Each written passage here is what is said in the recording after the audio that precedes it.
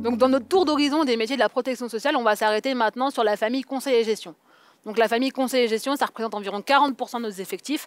Donc c'est vraiment le cœur du réacteur de la protection sociale. C'est là où est gérée au quotidien la retraite complémentaire et l'assurance de personnes. Et donc en fait, dans cette gestion au quotidien de l'assurance de personnes et de la retraite complémentaire, il y a deux grandes activités. Un, la relation client et deux, la gestion courante. Donc au niveau de la gestion de la relation client, ils ont différents types, que ce soit des entreprises ou des particuliers. Et ils sont vraiment là pour répondre à leurs questions. Donc c'est vraiment le premier niveau de réponse. Et pour cela, ils passent soit par des canaux comme le téléphone, les chats en ligne, les emails, les chatbots. Donc en fait, il y a différents moyens de communication avec les clients. Et en fait, la relation client vise à accompagner, répondre, orienter les clients dans la résolution d'un problème.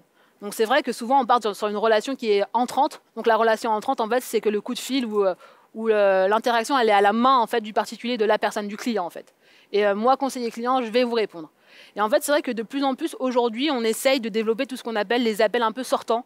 Moi, j'appelle ça un peu les appels câlins, parce que c'est des appels qui sont à la main en fait, du conseil. C'est un peu pour avoir différents moments d'échange avec les clients, mais qui ne sont pas forcément des moments de friction. Parce que souvent, quand vous appelez votre conseiller client, c'est qu'il y a un problème. Et en fait, les appels câlins, ils permettent d'avoir une relation un peu plus douce. La relation client de demain, elle est beaucoup plus dans la proactivité et vraiment dans la satisfaction et la fidélisation des clients. Donc on voit que les attentes de société viennent impacter ces métiers au quotidien, parce que c'est vrai qu'on est de plus en plus sur des conseils personnalisés, des conseils rapides.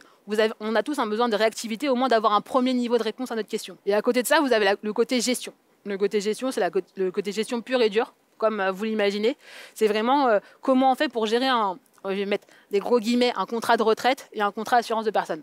Donc par exemple, pour la retraite complémentaire, en fait, il faut savoir que nous, on a des données sur vous, depuis votre premier jour de travail jusqu'à votre mort, voire un peu après, si vous êtes bien marié. Parce que par exemple, en fait, tout au long de votre vie professionnelle, votre entreprise va cotiser pour vous. En fait, ces cotisations, après, au niveau de l'Agirc Arrco et des GPS, elles vont être transformées en points retraite. Et à un moment donné, vous allez dire, ah, bah, j'ai 64 ans, voire plus, et je décide d'aller à la retraite. Et donc, pour faire ça, ça va passer par différentes étapes, et différents collaborateurs vont intervenir, en fait. Donc, vous allez demander votre retraite. On va bien vérifier que vous avez bien tout votre trimestre, que tout est bien conforme. On va venir vérifier, on va venir enquêter, on va venir valider votre carrière. Et de là, on va valider, en fait, votre retraite. Et de là, on va la verser. Donc, en fait, l'enjeu pour les gestionnaires retraite, c'est vraiment de pouvoir payer les retraites au bon moment, au bon montant. Donc on voit vraiment que ces métiers en fait, du contrôle et gestion, c'est vraiment des enquêteurs, des détectives. Ils viennent valider les faits, ils viennent apporter leur expertise, répondre à vos questions. C'est vraiment voilà, un peu les détectives de la protection sociale, je dirais.